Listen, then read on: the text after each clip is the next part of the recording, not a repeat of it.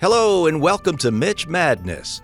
This is episode 5 of the van series, and today we'll be installing an aftermarket cruise control system.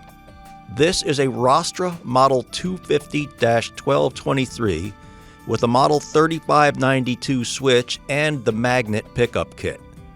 This is a long video and will probably be tedious to watch. However, if you are installing the same unit in your old Dodge van or truck, I think it will be helpful. And if you have a vehicle that differs from this, it might still be worth the 35 minutes or so to give you an idea of what kind of stuff you can look forward to. This is a big job and required a lot of electrical work and a lot of thinking about wiring plans which will work for you. The system works great, perfect. I installed this at this time in my life because I will be driving the van to Nashville in just a few weeks or so. All right, let's get into the video. The first thing I did was planned out a space to mount the magnet and pickup system on the drive shaft.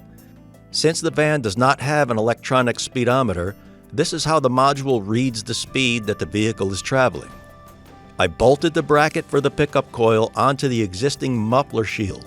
Since I was concerned about how the shield will naturally vibrate when the van is driven, I bent the shield and fastened it more securely to the frame with more bolts. Then I ran the wires up into the engine compartment and secured them with zip ties. All right, we'll get into the video now. All right, we're going to be installing cruise control in the van. And the mounting location for the unit I chose to be here. There used to be an emission control device mounted in that area that I removed. So I just had to move some wires out of the way. There's a bolt there that I'm going to grind down or cut down, so that the unit will mount more flushly onto the surface. So the way I'm handling this bracket is I cut the end off of that bracket, so it's just this now. Flattened it out, drilled one more new hole in it, and then grinded it down and gave it a little bit of paint. So one thing I messed up on is that this isn't going to mount flush now because of the bolts that hold this bracket on. So I've got some weather strip tape that I'm going to put on the back. It'll probably be good to keep it from vibrating and stuff too. Alright, talk to you later. Okay, the bolts are in, attaching the bracket to the module. I cut holes in the weather strip to fit over the bolts so it'll tighten down better. And now I'm going to put the bracket up against the firewall and mark out the holes and drill them. I had to remove the bracket from the module because I needed to bend it to match the contour of this here. Also, this ground bolt is in the way. Of course, that's no big deal. I'm going to remove that and just use the new hole for the bracket for the ground. So we're on to drilling and installing. Okay, the module is mounted. For the first hole, I ended at a 7/32 drill bit. It was way too big. I don't know how I could have made that big of a mistake. But that caused me a lot of problems. I had to try to find a bolt. I still couldn't find a lag bolt big enough to fit in it good, so I ended up having to re-drill a hole in another location and then fill the other holes with silicone. I made a new ground for that ground because it was just going to be more of a pain to attach it to the other one. So we're good. The module's mounted good and solid. That old ground is back, and I'm fixing to run the wires inside the van, and then I'm pretty much done outside. So 3/16 ended up being the correct size bit for the bolts supplied with the kit. You might even been able to go the next size smaller, but 3/16 seemed to work okay. All right, day 2 of cruise control installation.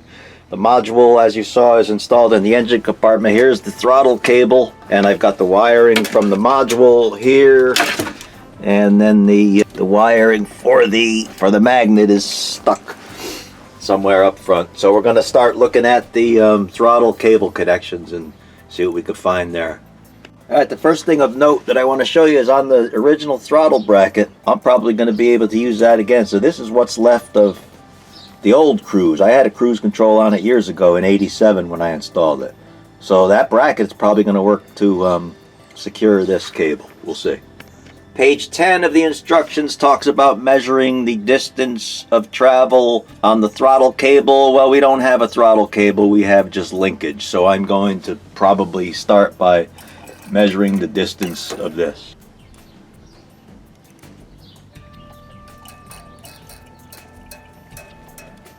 So I'm going with, I know you can't see it, but it's about 1.5 inches from idle to wide open. All right, I took another measurement of that, and I'm going to go with the 1 5/8 on it, because it really is a little bit more than 1.5 inches. On page 10, section D, it's saying that if the travel is less than 1 5/8 inches, then we got to add length to the cable. So it sounds like it would be easier if I just go with the 1 5/8 inches. So we're going to follow the instructions in section C on page 10.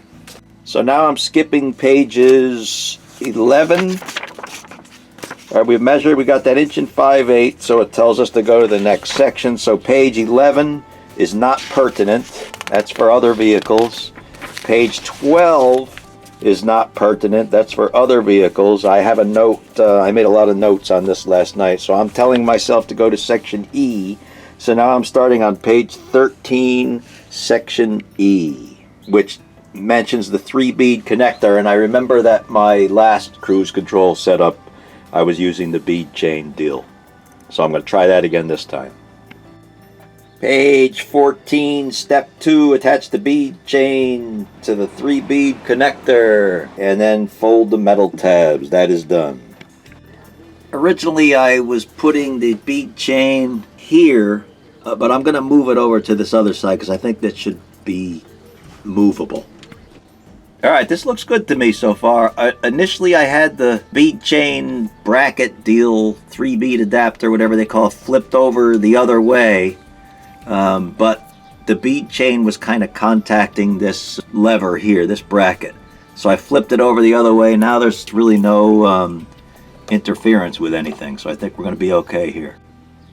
Going back to page 10, measuring the travel distance of the throttle.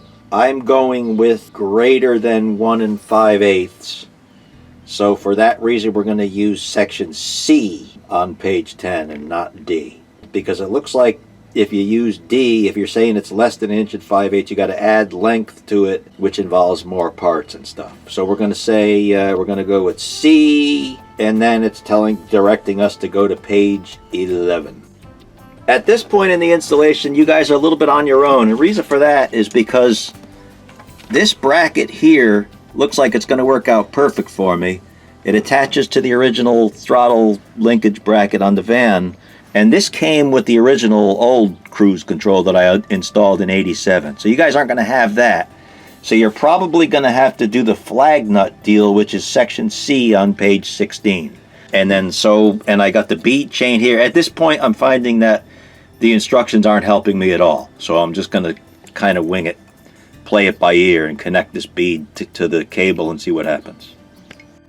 Alright, so the next thing is slide the bead connector covers, these little rubber things, looks like shrink tube, onto the end of the bead chain and onto the cruise cable, they call it. So here and here, and then we're going to put the bead chain connector on. You may notice also I moved the cruise cable I originally had on the other side, but I felt like the routing was a little bit better on this side. It's a little tighter, which I don't like, but when I did it on the other side, it was rubbed right up against the distributor, and it was real tight there. So after I know everything's okay, we're going to get some zip ties, and just because to try to keep it from interfering with this. I don't want it to, it's certainly going to wear that cable down whenever I'm operating the throttle. Alright, next step coming up. I'm going with connecting the bead chain connector directly to the cruise cable. Although I don't think I see that anywhere in the instructions, but that's what we're going to do. It's on there good and tight. You bend the tabs over, and then we're going to find that this cover and put the cover over the connector. Okay, important note here. When you got the throttle in the idle position, make sure that it's not stepped up because of the choke being closed or something. In my case it was. I'm glad I noticed that. So make sure that you are actually down, the lowest idle position. And then what I'm going to do now, I can't operate the camera and this at the same time. You're going to pull the cruise cable all the way out to idle position. Meanwhile, I'm going to tug on this, and we're going to see where the beads line up, which you could see that bead right under my finger, which is lined up right with the end of the bead connector. And they mention about having some slack, but they never tell you how much slack you need. So I'm going to add 1 So I'm going to cut it after this bead. So this is the bead it's going to get inserted into the connector. And we'll have to just hope for the best. So here's where I'm at now. I think I'm probably in good shape. I realize that the bead chain can be put down through the connector. So I'm going to leave the whole thing in there. It's not interfere with anything. So that if I need more slack, I got all the slack in the world to deal with there. The bead chain's crimped together. The covers are on it in place. It's locked up good and tight here. So again, after I find out everything works right or doesn't, I will take care of securing this cable so it doesn't interfere with the linkage. So that's it for this. I'm going to move on to the electrical now. Since I'm guessing that the cruise cable doesn't do anything until the cruise is actually engaged, make sure that it's going to create a lot of slack in the cable. That bead chain is going to end up being cut when I know it's good. So just run your throttle a couple times, make sure nothing's hung up. So the first issue with the wiring is these connectors are, I'm going to say, impossible to separate for normal people. So I'm going to cut the darn tab off. It's unacceptable. I mean, I've tried to pry it down with a screwdriver, the needle nose, it's not coming apart unless I remove that tab. And that worked perfectly, so just cut that little tab off and it'll come right apart. And they're still going to snap together tightly, they're not going anywhere. I found a really good spot on the firewall to drill the, what they call for a 19mm hole. This is stuff that only happens to me. I have a hole saw that's very close. It does not say on the hole saw what size it is, anywhere on it. So I think it's maybe 7/8. 19mm is 3/4 of an inch for normal people. That hole might be a little bit bigger, but the good news is the harness disconnects from those impossible to disconnect connectors that I showed you. So I can do the grommet at a later time. Also, the instructions seem to indicate that the grommet is included, but it is not. So you're on your own for a grommet. These are the wires that come from the magnet speed sensor down on the drive shaft. And this is the connector for those wires. So this is, what I'm going to do is leave this, I don't have a lot of room to work with there, so I'm going to leave this outside of the grommet, and then we're going to connect this to there. It'll give us just a little bit more, give me a little more slack to work with. Alright, I have an update on the grommet deal. Apparently they give you a little package of what they call a sealing putty to use to fill in that hole. But I don't like that, so I'm going to get a grommet for it. I have the official electronics kit out, so we're going to get into the wiring. I'm a big-time electronics dork, so I'm not expecting very many difficulties with this, except that it's kind of difficult to find power points in the old van. At some point in the future, you'll see a Mitch Madness episode about installing I'll call it a sub-breaker, like an accessory fuse panel. Because in the future of this restoration, there's going to be a lot of more electronics, lights and stereo equipment, navigation, stuff like that. I've shortened the ground wire quite a bit. I don't like a lot of mess of wires around, and there's an attachment point just inside the firewall. So that's going to get run back in through the hole, and there's already a hole drilled that I can put a screw in for a ground. I won't be connecting that yet because this is going to have to go through the grommet when the grommet arrives. Alright, so my ground point is established. It looks good. Again, I'm not tightening it down yet because that wire's got to go through the grommet when I get it first. Okay, we're back into the wiring again. So I'm tired of T-taps and splices and butt connectors and things like this. They're all over the vehicle. So for now, until I upgrade the electrical system, I made this connector. So it's got the 4 going into 1, and I'm going to be installing this at some point inside the glove box. This way I can run I think I need at least 4 hot when ignition on wires for this deal. So I'm just going to run them all into here and tap them onto this thing. So it's just one location for all of the cruise control wires. Should work out good, I think, until I upgrade the fuse panels. Alright, man, this is probably good. So using my redneck fish tape, which is really just a piece of mechanics wire, alright, I fed it through this space inside the glove box, and here it is, right where I need it to be. So I'm going to try to connect the harness to that and drag it through. And I forgot the convoluted tubing. It came with the kit, so I might as well use it. So I unfished the wire. I'm going to fish it back in again. It wasn't very difficult to do. Okay, another big change of plans. The convoluted tubing is off, and I have the wiring back on the driver's side of the car. The reason for that is there are 3 wires. We've got the light green, they call it light green, it's the only green wire on there. We've got the green wire for the neutral safety switch, which I may or may not use. Also, the 2 wires that go to the brake light switch, which are red and violet. It would be kind of dumb to run those all the way back into the glove box and then back down over here. So I'm going to do is remove those 3 wires from the main harness, keep them separate, and I'm not going to run them over to the glove box because, again, ultimately they're going to end up over here in the area of the steering column anyhow.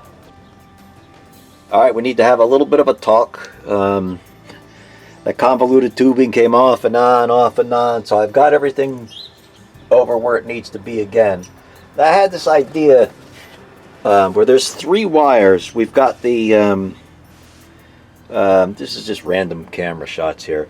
There are 3 wires. We've got the 2 wires for the brake switch, red wire and the violet wire, and then there is a neutral safety switch wire, which I may or may not use. That's light green. So I thought, what I was thinking was that those wires are all going to end up over here in the area of the steering column.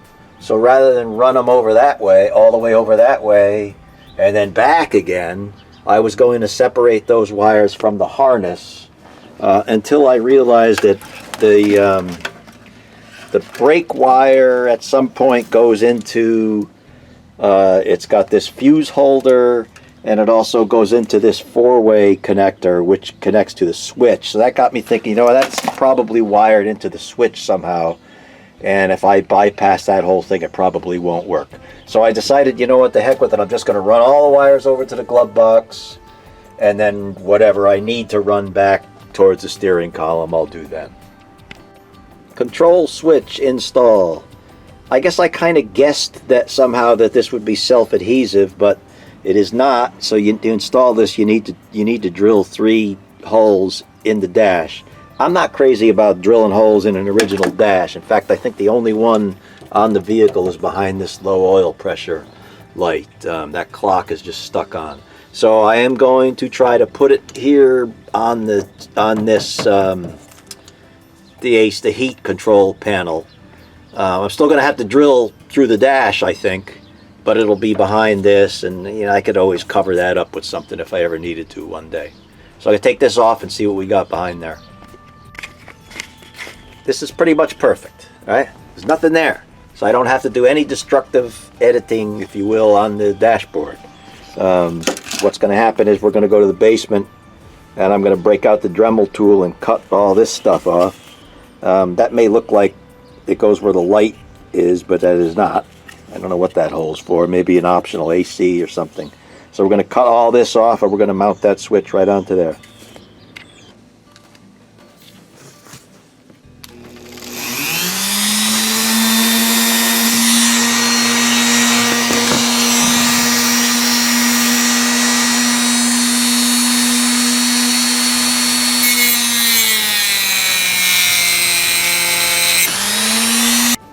I got that piece cut out with the Dremel. I'm gonna give it a little sanding here with the orbital sander, smooth it out some. The manual for the control switch includes this template, which is probably going to come in really handy. Calls for 9 30-second holes. The bad news about this template is that if you have the switch, I think it's a number 3593, that does not have the engagement light on it, well then half of your wiring information is on the back of where this template is. I was kind of dumb with them, but in my case it doesn't matter. Alright, a word about the switch installation. They tell you to use, what did I tell you, 9 30-second holes, but yet the center hole for the wires, 9 30-seconds is not nearly big enough for that to work. So I ended up using a 3/8, even that's a little bit small, so things like that irritate me a little bit. But anyhow, I installed the switch in, and it wasn't a real tight fit because there's a little ridge down here on the bottom that I think is interfering with it. You probably can't see it too well. So I've got like a little grinder, very small grinder attachment on the Dremel. I'm going to try to grind that ridge down, and I hope that the switch installs again, because you know those Christmas tree things, they don't like to be removed and reinstalled. So I'm hoping that it'll still install tightly.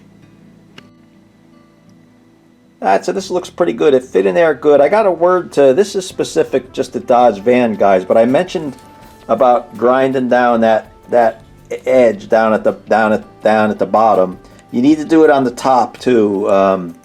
This ended up being a real pain for me, because what happened was I was messing around with this whole thing.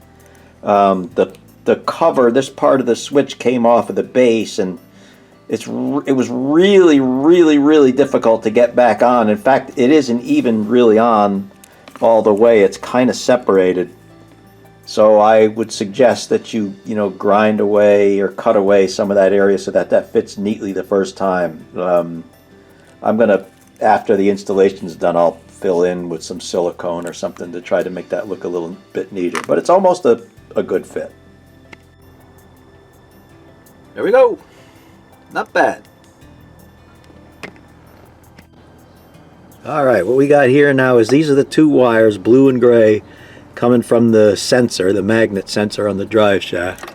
And this is the harness that those are going to connect to. We got a black and a gray. So I'm going to get into the manual and see what is the correct way to do that, and I will report back.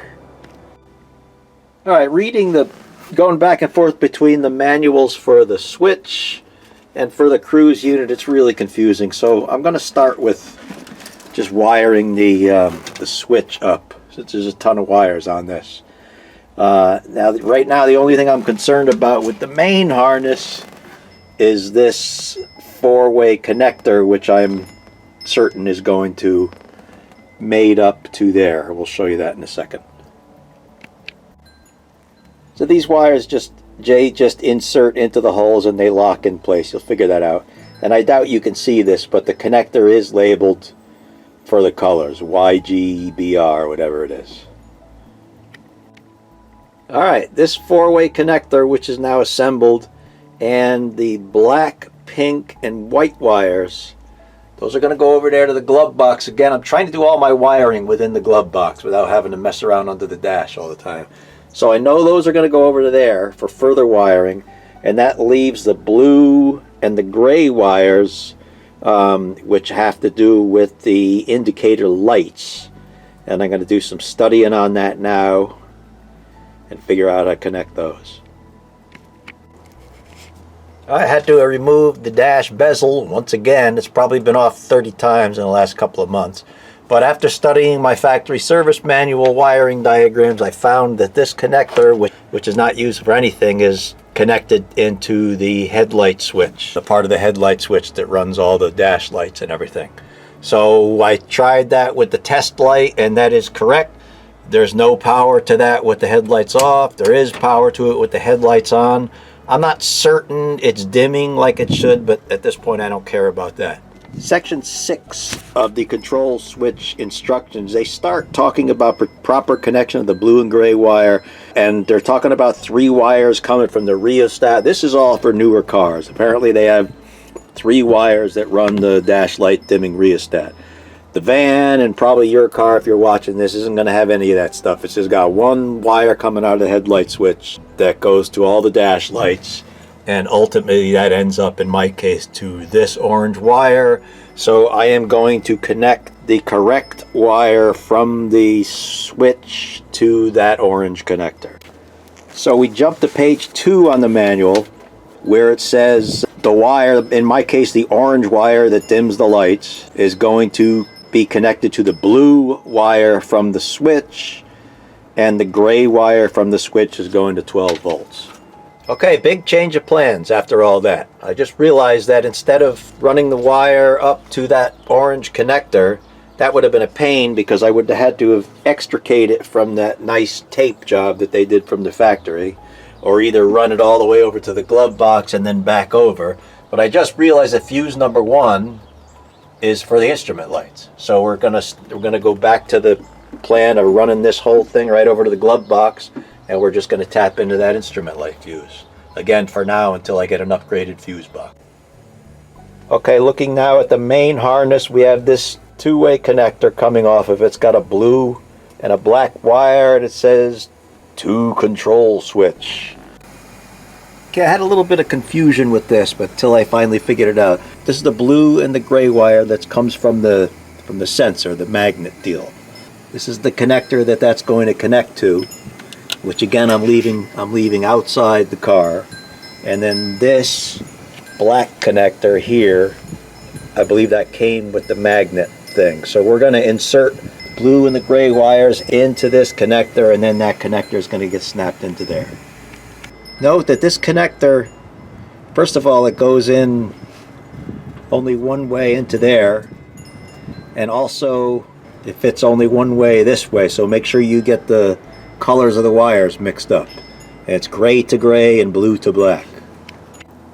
Alright man, we're done under the hood. Now I got the engine cover reinstalled so I can work in a little bit more warmth. It's been snowing on me all day today.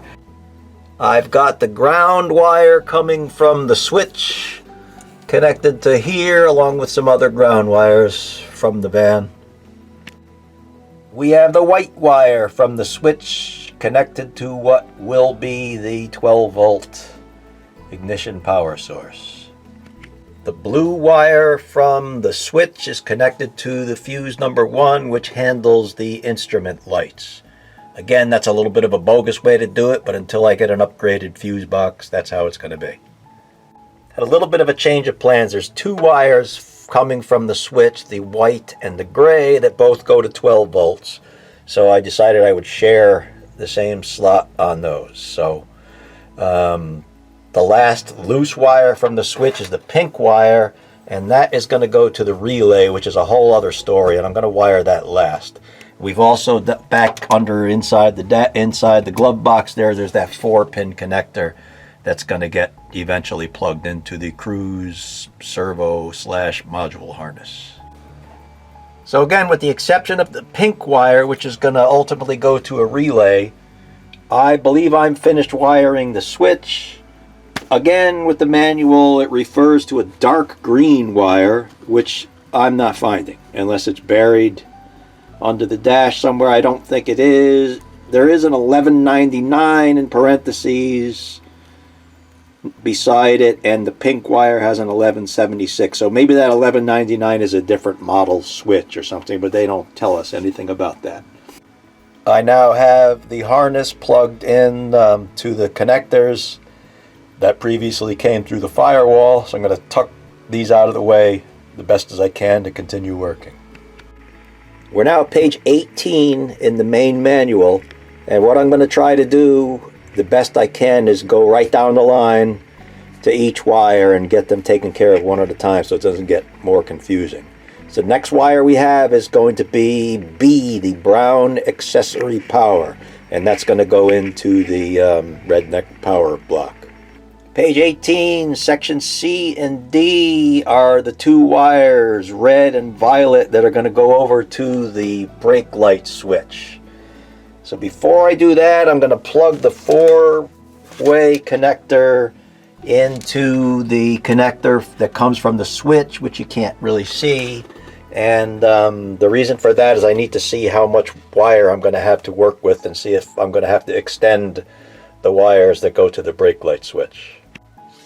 I've got the red and the violet wires together and connected to the fish tape wire. So again, I'm gonna see if I can run that under the dash over to the brake light switch. I think the violet wire might be okay, but getting this red wire over to all the way to the brake light switch is not working out very well for me.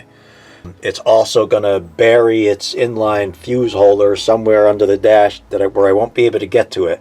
So I've decided I'm going to extend this red wire, and I'm going to use the blue wire. This blue wire, if you move to section E on page 18, it talks about a tack wire, and I don't have a tack or a tack wire. I could probably find one, but I'm not interested in that. So I'm going to snip this blue wire, and I'm going to use that to extend the red wire to the brake light switch. Alright, I got the blue wire snipped and sealed off with the shrink tube. Okay, another cold rainy day. Page 19, section F as in Frank, regarding the gray wire. This is going to connect to a tack signal on a normal car. It tells us to trim this if we're not using it, so that's what we're going to do. Gray wire trimmed and insulated. Page 19G, light green neutral safety switch wire. My shifter is safely tucked between the console and the seat. In 37 years, it's never been bumped into neutral. It's not going to happen again, so I'm not going to use that. However, surprise, there is no light green wire to not connect. The only green wire goes, which is connected to the connector coming from the switch over to this bulkhead connector. So I don't know what to tell you on that. I'm not finding a green wire to not use. So for that reason, I'm not going to use the green wire that's not there. Section H, orange enable output wire. Search all you want. There's no such thing as a wheat lamp that they talk about, unless you're a totally bigger electronics dork than I am. I don't know what to tell you. The closest thing to a wheat lamp is a wheat light, which we used to use on the fire department, and it's like the light on a miner's helmet. I later, after doing a lot of reading, determined that this orange wire is going to go to the relay that we need to install. I went outside to the engine compartment and looked at the connector coming off of the module, and there is an orange and a light green wire coming out of that. So I got to trace back inside the convoluted tubing and see where the heck those wires ended up to. Maybe they're a little shorter or something. All right, the orange wire, I don't know what's going on here. Now, the orange wire comes out of the module connector, and it was cut. I undid this tape here, which I don't believe I taped that. So this orange wire is real short, and it was taped up underneath this. So I'm going to try to call those guys and see if I can have them tell me what the heck's going on here. All right, I called Rostra. Guy picked up the phone right away and was nice and really helpful. It was a quick call. So this is correct for some reason. They keep this orange wire shortened. And I forgot to ask him about the light green wire, but obviously the light green wire, which is for the neutral safety switch, is also terminates right here. Man, if that wire had been 6 inches longer, I could have connected it right to the starter relay, which is where I had planned to do it anyhow. So, but I don't think I'm going to get involved in that. All right, so moving back, so we need to lengthen this orange wire. Is going to have to go over to the back over to the into the glove box where I can wire up that relay for it. All right, so I've extended the orange wire. I'm going to fish that back over to the glove box. What I could have done and would have done otherwise is that instead of extending the orange wire, I could have put that relay against the firewall. There's a pink wire in the glove box now. So had I kept that pink wire out here and used this orange wire, there's certainly plenty of 12-volt sources I could use there, and I could have put the relay right there in the engine compartment. But at this point, I've got to fish a wire. Either the orange wire, which is now gray, has got to get fished over to the glove box, or I got to fish the pink wire back over here. So I'm just going to continue with this current plan, and I'm going to show you this. This is the connector that goes from the magnet deal on the drive shaft into the module, and we're going to talk about that a little later again. And I'm now cautiously confident I don't have to mess around anymore with this part of the harness, so I got everything taped up to hold everything in place. Okay, I did the unthinkable, and I wanted to unfish the whole harness back out so I could put that other orange wire through there. I like things to be neat, so I wanted everything to be in the same tubing. So now I got to hope for the best with fishing it back through to the glove box again. All right, we are fished back through to the glove box, and I'm going to continue wiring up. I'm starting to get fairly confident now that all I got to do is just some more easy wiring right here in the glove box, and we'll be done. With the exception of that relay, that'll be a little bit of a pain. Page 19 of the instructions, section L, 2-pin switch connector. All right, now that is this. And this connector says on it that it goes to the control switch. Well, there's nothing left on the switch to connect to. So this is one of the things I asked him about on the phone. Apparently this is for a different type of switch or something. So this is not going to be used. He mentioned something about you can use this to power the switch or something, but I wasn't really listening because he already told me I didn't need it. So we're going to go on the assumption that this is not used in this application. It looks like the only wires left to connect is this pink wire, and this is the orange wire, which is gray now because I extended it, but that's the orange wire from the module. And this here is that's what I made, that's going to go to a switch 12 volt source. So the relay, I guess, is the last thing for me to do here now.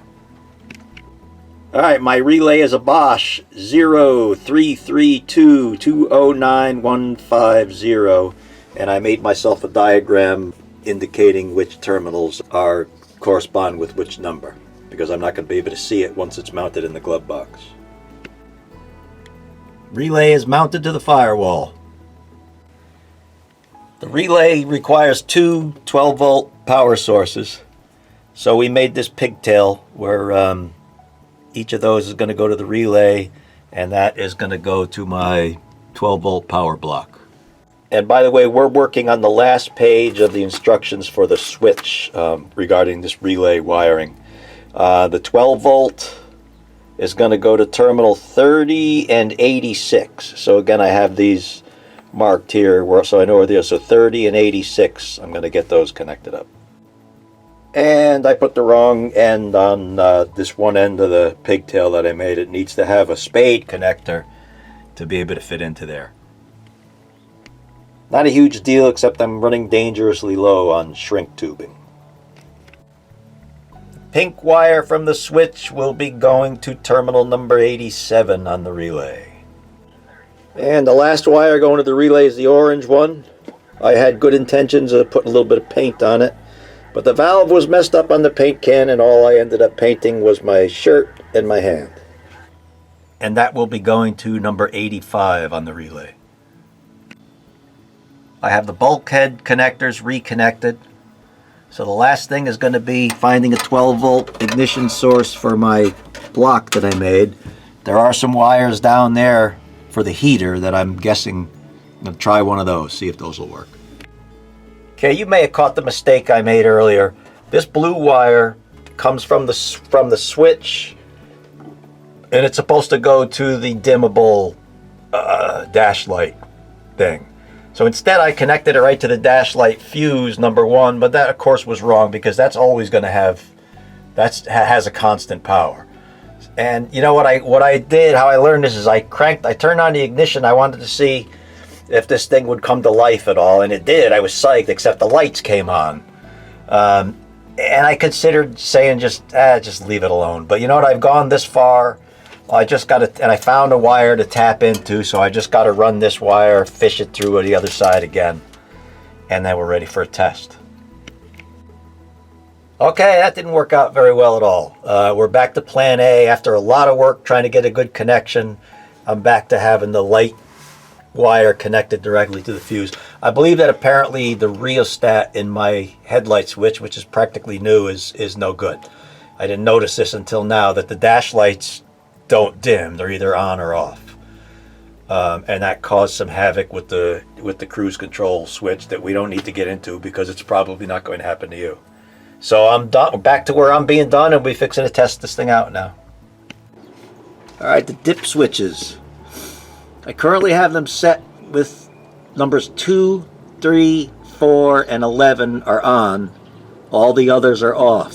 However, this is important. When you go to the instructions for the magnet pickup sensor, okay, the magnet instructions, on the back page, they tell you that when you're using the cruise control as pictured in figure 3, they tell you to set 1 through 12 for your engine and transmission type as shown in the manual, which is what I've done.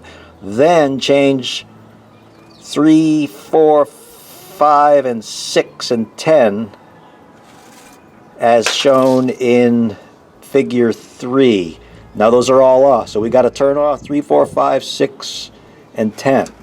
So we have 3 and 4 are on, so those need to be turned off. Okay, we're going to get into the diagnostic testing procedures. Apparently there's a LED outside on the module that's going to do stuff that we need to look at. I'm not going to walk you through all this stuff because it appears to be pretty self-explanatory, but I'll just let you know as we pass or fail each step, or if I find a discrepancy in the instructions. Okay, the diagnostics are not going to work without an assistant because I really need something. You have to hold the switches inside momentarily and watch the LED that's in here in the module turn on and off. I can't do that alone. Yeah, I could probably set up the camera or something, but the heck with that. So I'm going to try it this way. I've got the front wheels chocked and the rear wheels up in the ground. We're just going to do a simulated drive and see how things go. I guess I'll let you watch it live before I test it myself. So we're up in the air, brake off, put it in gear, we're on, and then I think the bottom button is the set button. So here we go, we're setting, we get to 35 again.